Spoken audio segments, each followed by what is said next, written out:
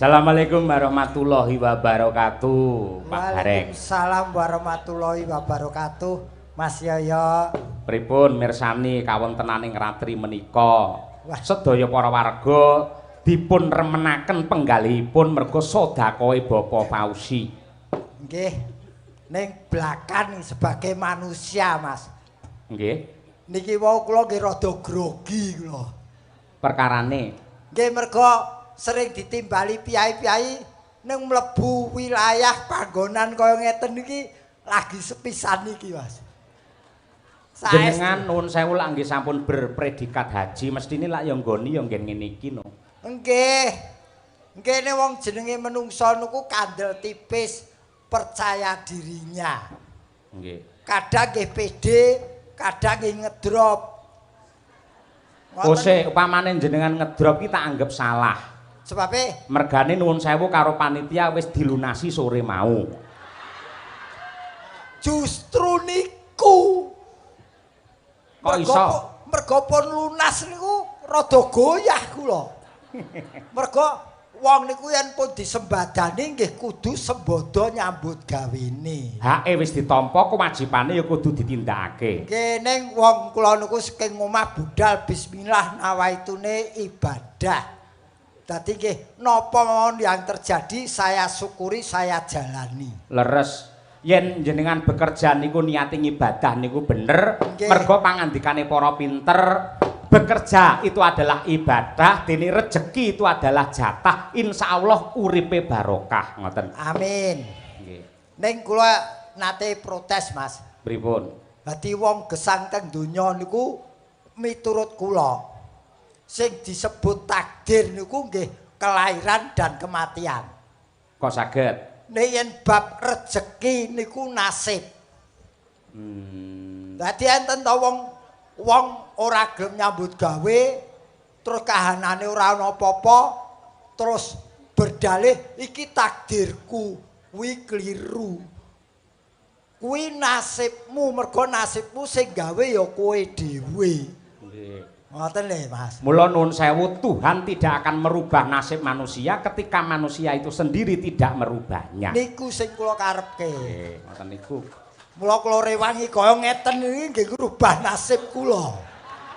Lah nggih kula nggumun ing atasipun haji, nyatane putrane ya wis mentas kabeh, wis palakrama kabeh. Kabeh do dandan cantik ganteng jenengan kok dicelorengi raine iki ngopo? Apa gunanya ganteng, apa gunanya cantik kalau tidak pakai rezeki. Sing penting niku sama dengannya, Mas, sama dengannya yang didapat rezeki yang halal. Amin. Lho ngeten iki, lho wong ajeng ngarani napa mon terserah. Rezeki niku nggih nuwun sewu nggih, Mas. Nggih. Apapun profesimu, tekunilah dan syukurilah. Paling tidak, walaupun tidak membuat kamu kaya raya, paling tidak kamu akan mengerti arti hidup di dunia ini.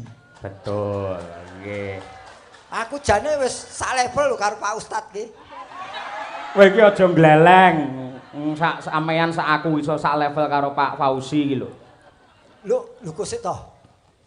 Guru ki ora kudu mulang ning papan panggonan kelas utawa madrasah ngono ki ora. Ning omah ku ya guru, Mas. Kok iso ning omah guru? Loh, guru tumraping keluarga khususnya anak-anak. Nggih. Ora usah apa kuwi ngekeki piwulang nengko, ngekeki contoh sing apik kuwi ya guru. Betul, betul. Nggih. Aku ki mbuh aku ki ngene iki. Aku anggere lunas tas-tas lho, Mas. Aku wis apal angger piyai cerdas kaya sampean ngono kuwi mesti mesti njaluk taun ngarep ditanggap meneh kuwi mesti ora. Lho aku ora njaluk ya cuma mengharap. Yen njaluk ki ana anu lho Mas, ana lagune pemaksaan. Njaluk pemaksaane yen mengharap ki ora meksa. Oh, nggih. Iki nuwun sewu ki iki omong karo wong pinter iki kudu rada cerdas sithik. Jadi sampean berharap mawon, ora njaluk. Nggih. Nuwun sewu pamane kok njur taun ngarep niku Pak Ustadz Fauzi lali kesupen mboten wayangan. Lajeng kula njaluk Pak monggo wayangan terus wayangan tenan sampean ra melu sok mergo aku njaluk kuwi. Sik to, Pak Ustadz ki lak kagungan garwa. Nggih Budini. Garwa kuwi mung tugase ngelingke sing kakung, yen sing kakung lali garwane sing ngelingke. Kok terus nyampluk karo Budini iki piye? Witekno. Mosok Pak Ustadz ngundang aku ora katut. Ning wau Budini sampun paring dawuh tenang mawon Mas Gareng. Insya Allah setiap tahun tetep wayangan ning nuwun sewu wayangan klasik tanpa dagelan. Nggih nyuwun pangapunten Pak Ustadz. Miturut dawuhipun para pinisepuh wayangan tanpa gareng udan deres, Pak. Waduh. Apa kowe iki terus dewani udan apa piye ora? Teno ana wong nganggur ra mbok jak kok. Nggih. Aku ki siji sing tak pikir. Napa? Dadi ki tembung salah ning kaprah mula aku ya iki ana istilah milad. Leres. Nadyan artine ya ulang tahun ning jane ulang tahun ki salah kaprah. Kok saged? Ulang tahun lho, tahun kok diulangi lah umure ora muda-muda to, Mas. Oh. Sing bener ulang tanggal dan bulan. Sing diulangi Tanggal lan bulane yen taune muda. oh ning kuwi salah kaprah. Salah kaprah. Lah terus ana sing nyebut singkat padat HUT. HUT ki apa? Hari ulang tahun. Nah, kuwi cekakane cah PAUD. Bose wong asline ya ngono kuwi yen sampean piye? Yen aku ki ya dipaske karo keadaane HUT. H itu hanya diperingati 1 tahun sekali. Cocok. Mergo yen 5 dina pisan kuwi weton. Wah iya. Sepasaran. Nah. Terus U. Iki kudu diperhatikan. Umurnya bisa bertambah tapi juga bisa berkurang tergantung objek yang diulang tahuni. Wah iya. Tegese piye kuwi? Yen benda mati tak bernyawa itu bertambah umurnya, tapi benda yang bernyawa kaya manusia ini umurnya berkurang mergo masing-masing orang punya takdir umur sendiri-sendiri. Wah iya nggih. Terakhir T. Tetap harus disyukuri apa yang terjadi karena itu nikmat Allah Subhanahu wa taala. Nggih. Lho iki religi iki.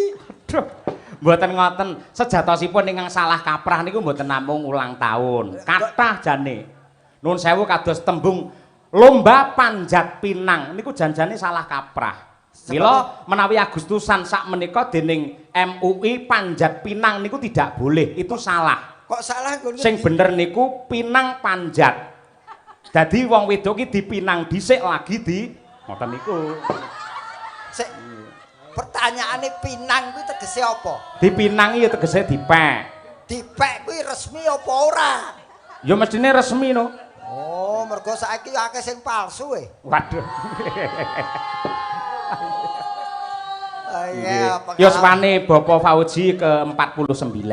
Ini 49 menandakan beliau itu mau menginjak ke umur 50 utawa basa Jawane 50. Beliau itu malah disiki 50 yen cara biyen ana sing ngarteke 50. 50 kuwi senengo keton. Keton kuwi nganggo peci-peci kuwi apa kuwi pakaian atau untuk alat sembahyang. Dadi umur 50 kudu seneng keton, seneng ibadah, salat. Nggih. Beda yen kaya aku wis sewidak. Maknane suwidak? Sejatine wis cedhak. Amin. Loh, aku ora wong kuwi takdir Gusti Allah kok, Mas. Iya. Tetep saya syukuri dan saya mempersiapkan diri. Nggih, ning ya tetep jenengan kula dongake panjang yuswa. Amin. Umure dawa. Amin ya Allah. Dadi sok upamane wong sak donya iki wis entek sampean urip dhewe. Jare pengen panjang yuswa. Mone ngono kebangetan kuwi. Pokoke nek aku urip dhewe ketil-ketil arep jajan kopi ning ndi. Wong sing dodol ya wis mati. Ha iya, sak mati ya. Ning umur beliau 49. Nggih. 4 itu 4 bidang yang beliau jalani. Lah iki. Yang beliau menjalankan 4 bidang. Apa saja? Agama, sosial, ekonomi dan budaya. Wah, iki. Iki sing marai larang ya iki Gareng. Ayo. Larang piye wis mbok kethok barang kok.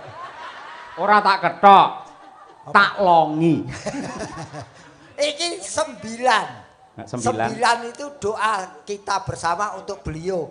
Semoga bisa lancar semuanya. Amin.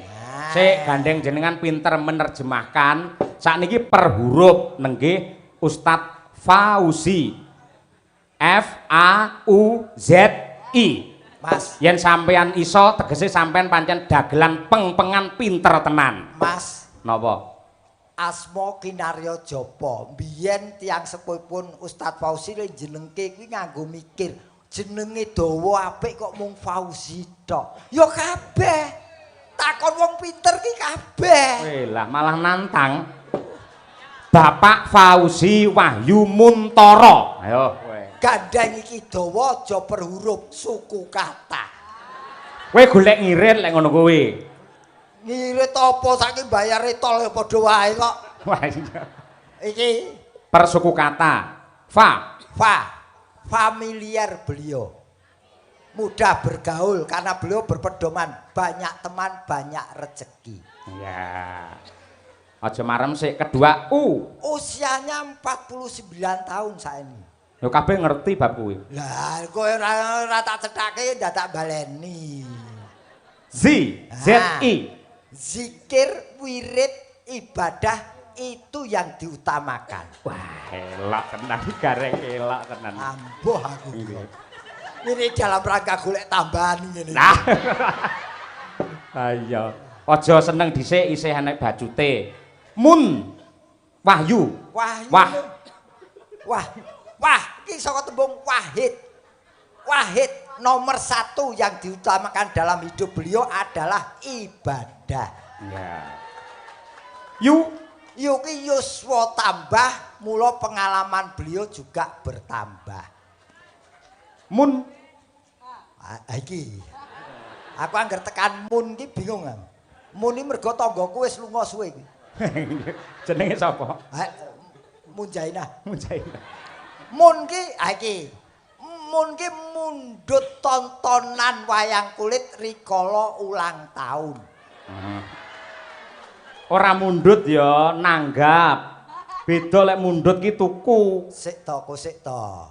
Lek kepengin iki lak ya nganggo donga to, donga ki njaluke iki nyuwune ning sapa? Gusti Allah. Lah iya mundhut ning Gusti Allah. Oh iya. Gandeng kowe kancaku ya wis aku manut, ora nggih. Ora kancamu apa mbok jak kowe. Lah iya. Tata gelar wayang kulit menika kanthi dalang Ki Cahya Kunkini. Sapa jenengmu? Kuntadi tak keprok kowe ora. Lho, kini apa tadi? Tadi. Oh, Kuntadi. Manggep Sukini ya kowe ora. Cahya Kuntadi. Terakhir Ro. Ro ki rasa beliau kurang marem yen ora nganggo Gareng saka Semarang. Kaya mesa katut gumun aku kiai nek pintere kaya ngono. Walah ngeo pintere kok ngene mbok apusi kok. Mboten Bapak Ustaz Fauzi yektosipun dalu menika estu jujur Pak Gareng menika yektosipun badhe prei badhe istirahat karena benjang menika badhe akekoan putunipun kakung. Pangestunipun. Ning kok bengi iki tetep mangkat sebabe apa? Ya nggo ragat akekoan kuwi kok. Ya wong ngene lho Mas, aku ki jroning melaksanakan Gareng ki kejaba ora munafik. Tetap mencari nafkah. Ya. Tapi seperti beliau kecuali mencari nafkah juga beribadah. Leres. Saya berusaha menggembirakan orang lain. Ingat, orang yang paling bahagia di dunia adalah orang yang bisa membahagiakan orang lain. Jadi ngene ra masalah sesuk akekoan. Mau wawan wis digawe mumet tok. Lah ngopo? Bagi daging ning masjid ki. Oh sampean takmir ya? Ya alhamdulillah dipercaya ketua takmir. Waduh, pusing aku. Sebabe napa? Piye to? Idul Adha dina apa? Jumat. Rebo ki lagi entuk sapi siji wedhuse 7. Padahal jamaah nggonku ki akeh mumet, Mas. Wis pengurus takon donga kabeh takon wiritan. Terus? Lho wiritan lho kok mburiku ki lho wiritane iki malah neka-neka. Piye? Wedhus sapi, wedhus sapi, wedhus sapi. Ku ya ndonga lho. Malah mandi. Lah iya. Lah kok alhamdulillah hari hanya bisa mendapatkan 4 sapi 25 ekor kambing. 4 sapi salah satunya sumbangan dari Gareng Semarang.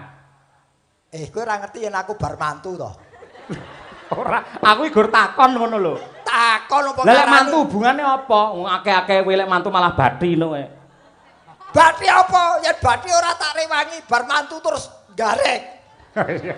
Bathi dulur tegese. Nah, ora masalah kabeh iki kanggo keluarga. Kaya beliau ini malah lebih luas. Beliau nanggap wayang ora mung kanggo diri pribadi, ora mung kanggo keluarga, uga kanggo masyarakat sekitar sini. Nggih, Ini yang luar biasa.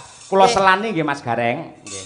Gandeng menika dawuhipun saking Bapak Ustadz Fauzi dipun katai tembang-tembang religi. Lah niki seneng kula. Ah, nggih. Kula religine isone sing lawas-lawas tok. Nggih. Dadi religi kula weton riyin sing didamel karena dulu itu tidak seperti ini, religinya itu lebih apa ya, lebih terselubung. Oh, ngaten. Kayak enten to riyen nganggene santiswaran.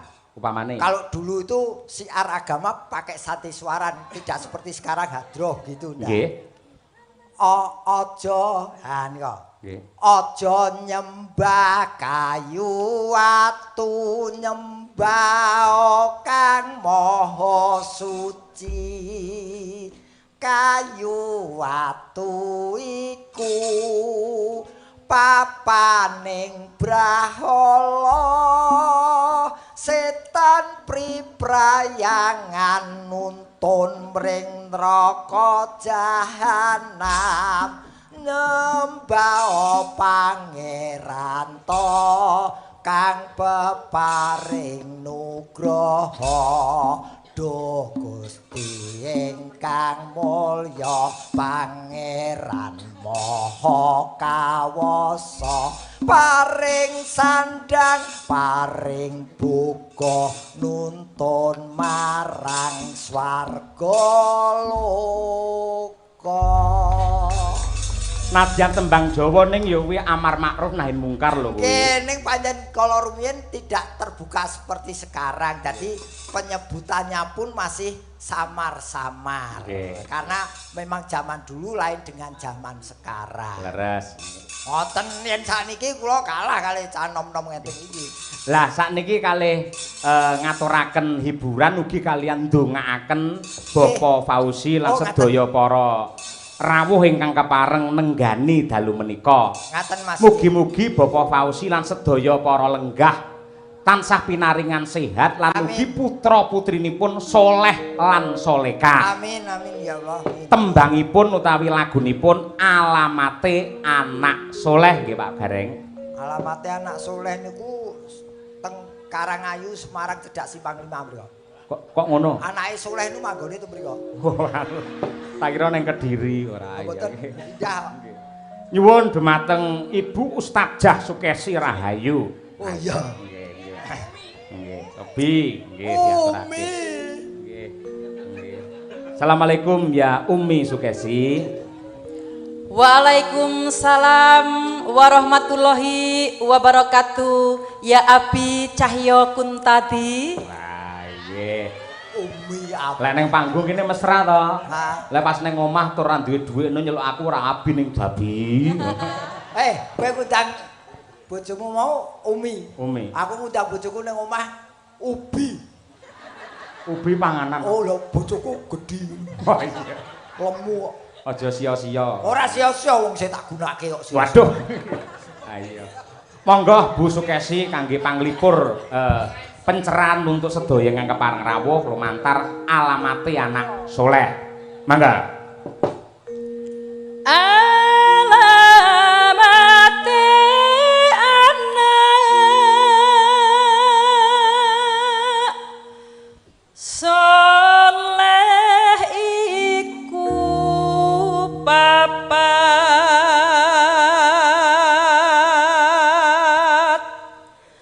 badane mukmin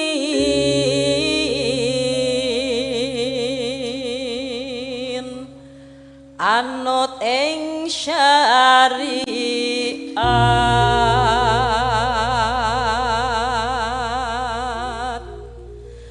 kang dingin lisane alus ngendikane kapindho mulyakaken ing wong tuwane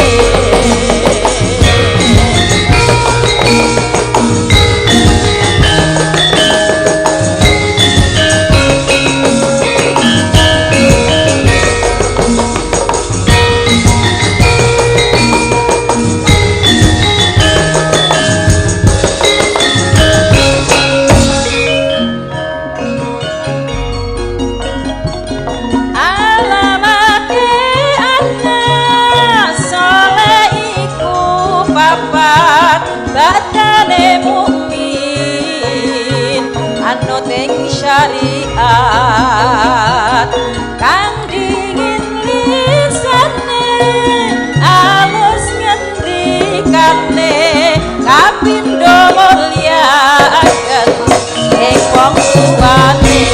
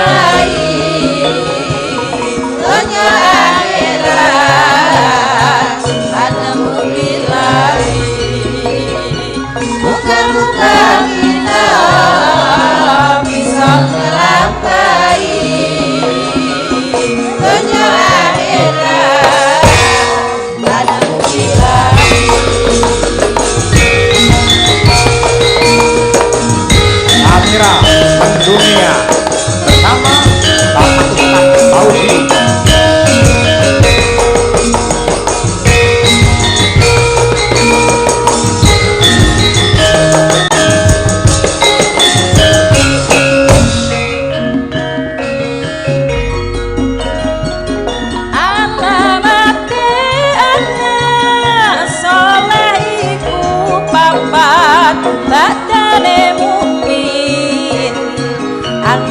Syariat kang dilisane alus ngendikane kapindho mulyakaken ing wong tuwane ya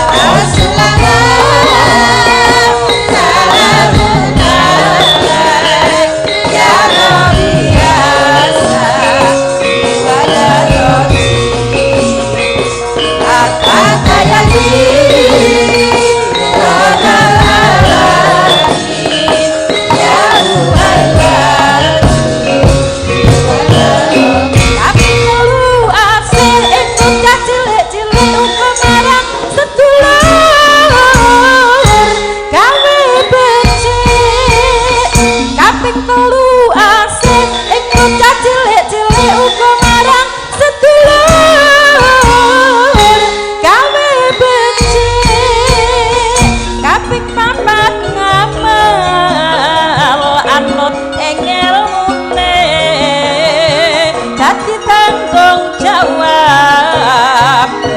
ngawulane kaping papat ngamal anut ing ilmune dadi tanggung jawab ora ngawulane iku saking ulama awe pitutur alamane bocah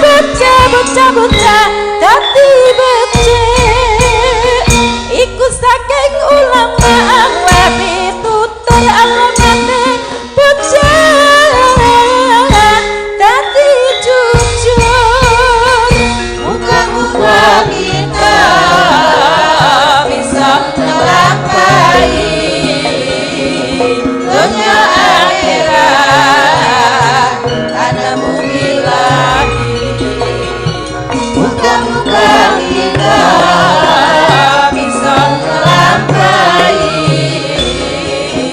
dunia akhirat karena mugilahi.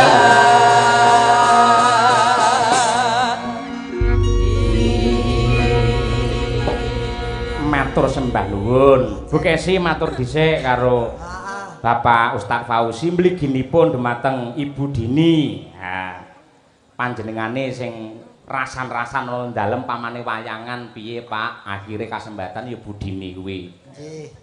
Alhamdulillah wa syukurillah dalu niki kula sak kanca sampun dipun timbali nglipur keluarga besar Samira Group mriki kalian Bapak Ustadz Fauzi lan Umi Dini.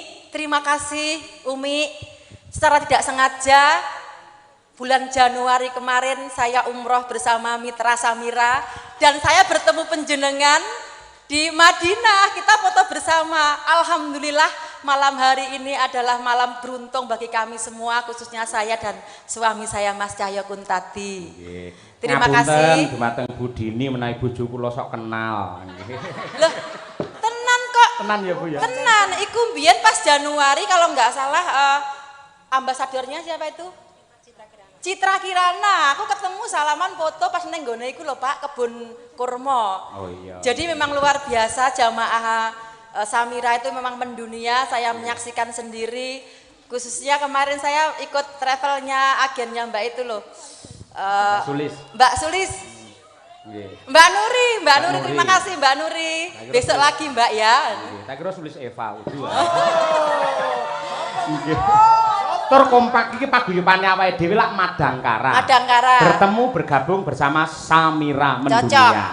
Cuman kurang satu Pak Dalang. Nopo? Ini kan birunya Madangkara sama birunya Samira itu berbeda ternyata warnanya. Tadi tak pas-paske loh Bu Dini. Ternyata beda. Siapa tahu nanti disponsori Samira beli beskap. Oh.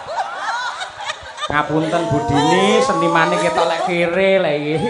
Bapak Fauzi, selamat ulang tahun. Piye Pak Gareng? Anu arep ngemis kowe kok melipir. Mboten, dadi dalu niki kula sangat napa nggih bangga sangat. Bangga karo bangga beda rek. Lah ya seneng nggih. Atase Samira aja nggih, Samira mawon kersa nanggap wayang, nguri-nguri kabudayan, lumantar Bapak Fauzi ingkang dalu niki ambal warsa ingkang 39 tahun. 49. Kula namke Pak. Lho, bene. Ya sengaja kula. Iya. Dadi walaupun 49 yang kelihatan 39 dari sini Pak Fauzi. Pokoke kes iki endang menangan banget. Loh, Pak Fauzi tertawa loh beliaunya. Nggih Pak Fauzi. Kenapa beliau malam hari ini kok nanggap wayang? Bahwasanya seni wayang itu memang dulu dipopulerkan oleh para wali. Betul. Dan untuk sampiran siar agama Islam. Betul. Jadi kalau kamu melihat dari peralatan ini aja sudah penggambaran agama Islam. Upamane. Lho kowe iki dalange ora iso terjemahke. Oh sik to. Kok jojok karo aku beda ngono lho. Ya ora beda wong ki penemu dhewe-dhewe perkara bener iki nilaine pira terserah yang menilai bagi saya. Nggih. Aku menerangkan ini biar mudah diterima. Upamane pripun? Iki wayang kulit kenapa nganggo gawangan iki? Iki. Lho, lah kuwi cara anune lak ya nggih layare iki gen kenceng, kelire gen kuat kuwi pemikirane bergudeng ngono kuwi. Lek kowe piye? Iki lak merupakan garis. Garis. bahwa manusia di dunia itu hidup punya garis hidup sendiri-sendiri yang namanya takdir. Wah iya nggih. Nah, Lek terus gawangane kaya ngene anggit kaya melengkung ngene piye ngono kae? endi kae to? Kan nek sing gawangan bunder ngono kae lho. Bahwa hidup itu tidak lurus-lurus saja di dunia ini. Betul. Lah iki tak terjemahke kenapa kok wayang kulit nganggo gunungan? Heeh. Sebabnya apa? Iki bentuk tangan dikala menyatu itu tandane nyembah. Hidup di dunia harus sregep nyembah marang Gusti Allah. Wah iya. Sing disembah sapa? Kang Maha Suci. Mula wayang kulit iki nganggo kelir putih nglambangkan kesucian. Warnane putih. Wadene kowe bar nembah Kang Maha Suci bakal entuk apa? Entuk pepadang. Terus maknane? Lah ya entuk pepadang yen kowe butek pikiranmu doa sembahyang kuwi engko bakal entuk pepadang. Sapa to sing kudu manembah marang Gusti Allah? Wong sing urip ning alam donya wiwit pucuk gunung nganti pinggir segara mula nganggo debok. Debok kuwi iso urip pucuk gunung nganti pinggir segara. Wah nggih. Wancine ngopo? Wancine rikala kentongan dituthuk, bedhug dituthuk mula wayange dog dog dog deng deng deng dalang suluk kuwi minangka adan. Yen wis krungu ngono ndagake lunga masjid wudu swara banyu kemricik kuwi keprak. Iki. Mula urip ning alam donya ibadah sadurunge kowe mlebu kotak. Iki ta. Kuburan. Sapa sing mlebu kotak? Ayo kowe barang kuwi. Iki ya Ya ora apa-apa wong nyatane awake dhewe bakal lak yang nglakoni Nah, gitu. Tur itu rahasia ilahi. Makanya. Awake dhewe ora ngerti mbuh sampean sing dhisik apa aku sing keri apa aku sing keri sampean sing dhisik lak ora ngerti gitu. Lho kok aku budal sik. Iki urung tau tak terjemahke apa yen wis tuwa iku kudu budal dhisik. Tegese piye? No way. Waduh. Kalau tahu kamu arti kematian atau mati, kamu tidak akan mengatakan hal itu kepadaku. Api maknanya mati. Mati kowe ngerti? M itu manusia semua mengalaminya karena itu takdir. A. A akan tetapi datangnya tidak ada yang mengetahui. Bisa sewaktu-waktu, bisa masih lama. T. T iki dirungokke. Tidak harus sakit dulu, tidak harus yang tua dulu. Itu kematian. Ya. Ini adalah rahasia ilahi. Nah, You know? no. Smoking. Wong jare iki mumpung ditimbali ning tlatah sing kaya ngene pas trep yen awake dhewe ngudal-udal gap kaweruh kuwi. Nggih. Malah nun sewu wong sing apik ki yang selalu mengingat hal kematian. Malah sing kuwi apik malahan. Betul. Iki aku iki blakan Mas. Aku ki nul putul tentang agama. Artinya tidak seperti beliau-beliau yang fasih membaca Quran. Apa aku ora? Aku munggah haji ki mung siji sing tak pengenke. Napa? Ora ketang sejangkah uripku berubah menuju ke kebaikan. Wah, laku. Lah sing larang regane ya kuwi kok sing apik malah kuwi. Ayo alhamdulillah ya delala karo Gusti Allah. Aku ki iki aku lagi arep sinau ki. Aku delala mantuku sing ragil iki nun nggih pangestunipun Ustaz kula pikantuk mantu seorang hafiz Al-Qur'an, Pak. Wah, lek ngono ya gathuk karo maratuwane. Oh, gathuke? Lah, mantumu lak hafiz Al-Qur'an. Sampeyan ya padha to? Apa? Hafiz Al-Qur'an. Habis gelap terbitlah terang. Wong lho, ora ana eleke sing tuwa sinau marang sing enom. Kebun nusu gujel ngono kae. Ning nggih niki nuwun sewu, aku ora jeneng pamer. Mantuku itu karena hafiz Al-Qur'an adalah ana sing kepranan memberi beasiswa. Alhamdulillah bisa masuk ke dokteran sampai lulus dibiayai menjadi seorang dokter. Alhamdulillah. Itu badine wong tekun bakal tekan. Nah iya nggih. Kowe anakku ki anakku loro karo dokter, mantuku dokter. Kowe arep lara? Ayo. Oh. Ora sudi, ora.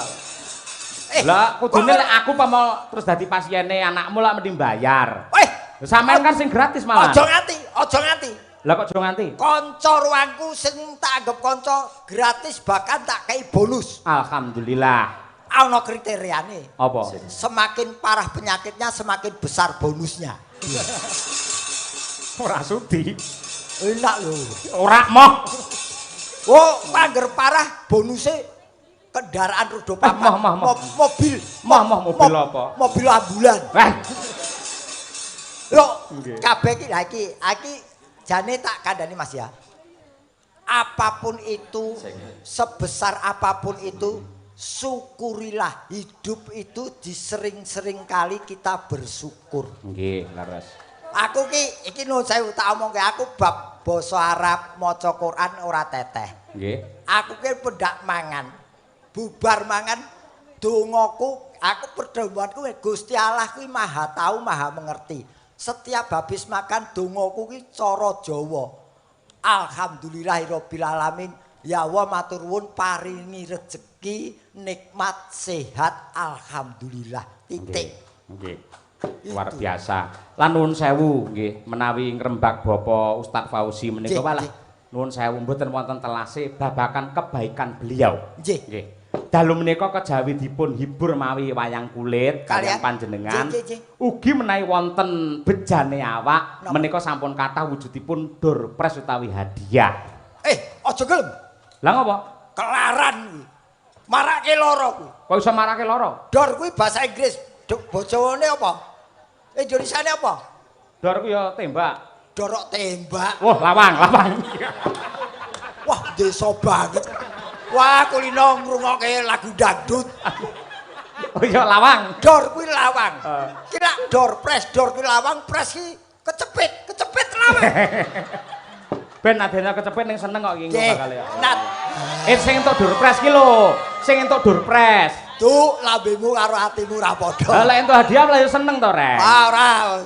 Oh, ning iki memang betul-betul totalitas dalam menyelenggarakan pagelaran malam hari. Ning percaya ora lokak saya kebak tenan kaya Pak Door press lho tumpuk-tumpuk lho kuwi ana sing yoga tak kira. Tak kira ku ya door press to. Malah dibagi nun sewu ingkang sesen limbukan wonten ingkang sesen gara-gara wonten. Menawi hadiah ingkang sampun cumawis rata-rata di limbukan, namun kalau hadiah umroh gratis harus tirakat dulu, prihatin dulu, melek dulu ngantek gara-gara jam 3. Amin. Jadi pengen umroh ya kudu rekoso nyatane 30 juta ya biasanya. Kalau ini yang keluar hadiahnya ada diantaranya sulap jer. Apa? Sulap jer. Sing nggo nanak nasi iki lho. Mejijer. Lah ya magic iki sulap. Sulap jer. Iya. Lambene tekan ndi ora kare. Nyuwun pangapunten. Monggo Bapak nggih. Aku nanti kaya. Perangan ingkang sepisan kasuwun kalih undian. Dipun pendhet kalian Pak Reza. 2 diambil Ibu Fani dan 2 Pak Joko Saryono. Yang bersangkutan untuk mengambil undian dulu. Monggo Bapak. Monggo Bapak.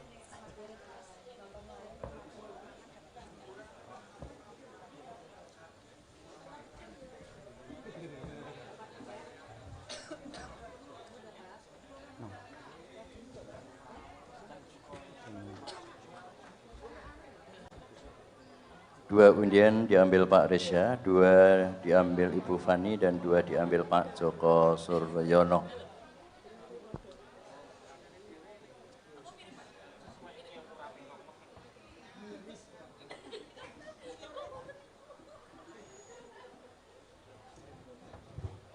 Awakmu entuk undian ra reng mau? Ngisi ora fon mau. Undian harap.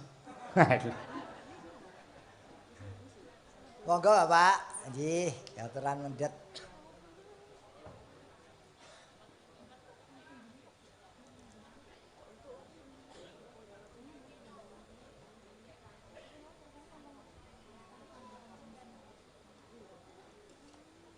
Waduh. Nggih. Wah ana TV-ne barang. Nggih. TV-ne mereke badminton tron.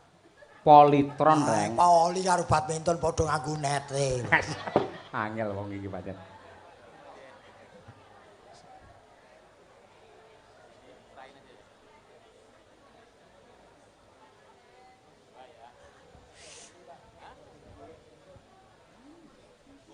ning tetep ingkang hadiah umroh mangke nggih goro-goro. Nggih, sabar. Nggih.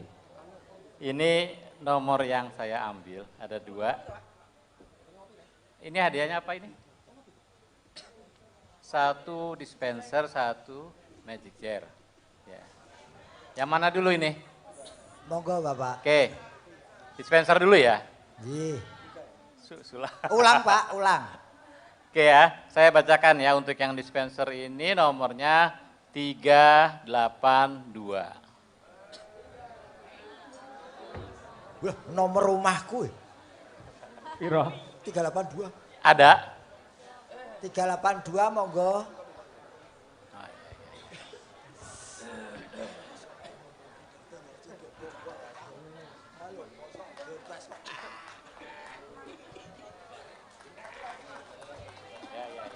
Iya, alhamdulillah. Ya ini 382 ya, sudah ada nomornya ya. Pak siapa? Pak Purwanto. Oke. Lanjut ya, yang nomor 2 yang magic jar itu nomornya 779. Ada, dilihat nomornya masing-masing.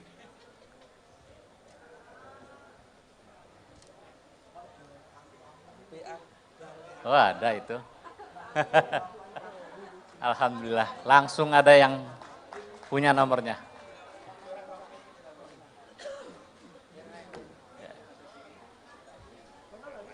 Ih, 779 benar. Pak siapa? Pak Dalimin, iya. Hah? Langsung dia kasihkan Bapak.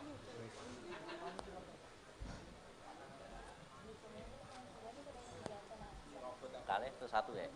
2 lagi. Ya, terima kasih yang sudah beruntung 2. Berlanjut untuk 2 diambil Ibu Fani. Mengambil 2, Ibu Fani. Pak? Oh, Pak Joko ya.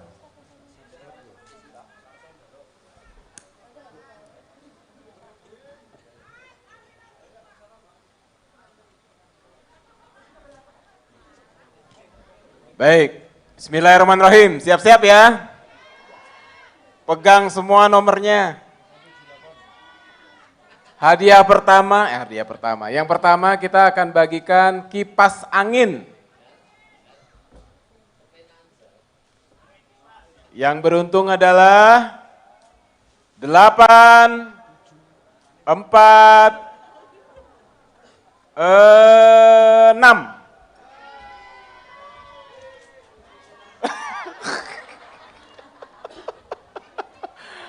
846 kipas angin.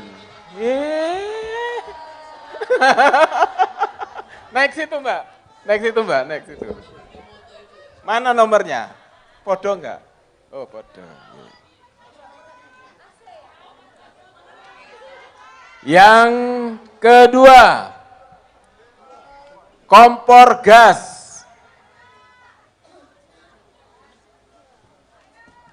Yang beruntung adalah 2,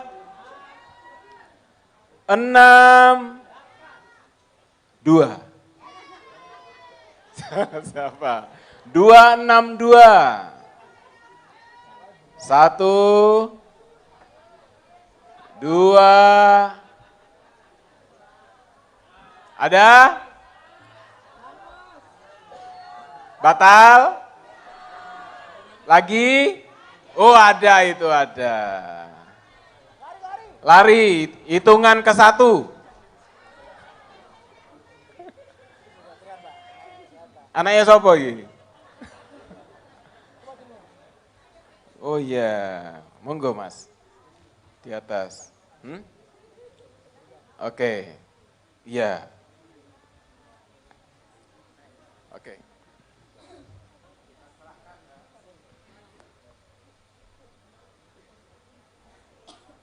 Kowe arep nang ndi so?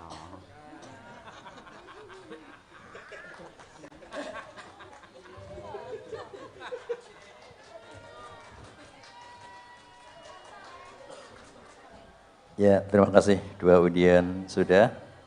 Masih satu, undian TV LED Polytron. Diminta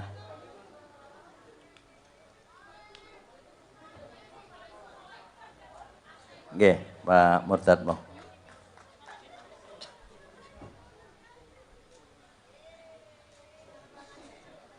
Dipersiapkan nomornya biar cepat.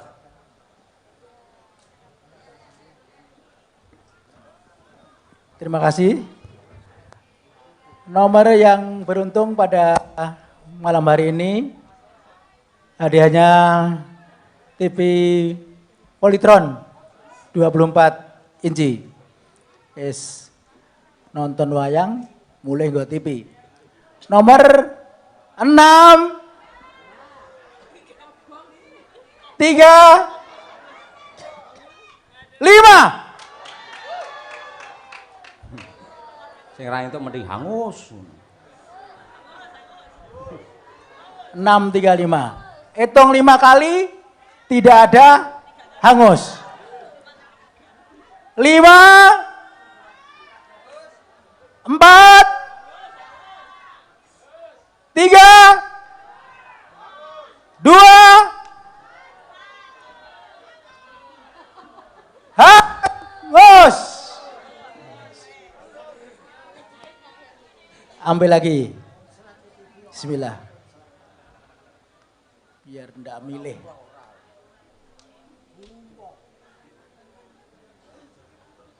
Yang nomornya kecil. 2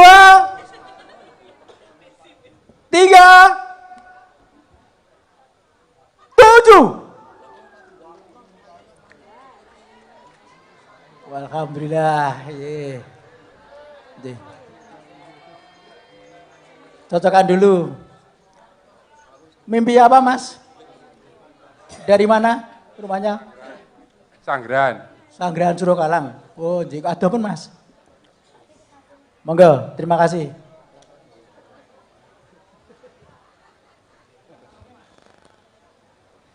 Ya, terima kasih. Tahapan 1 untuk undian berakhir Polytron LEDs 14 in.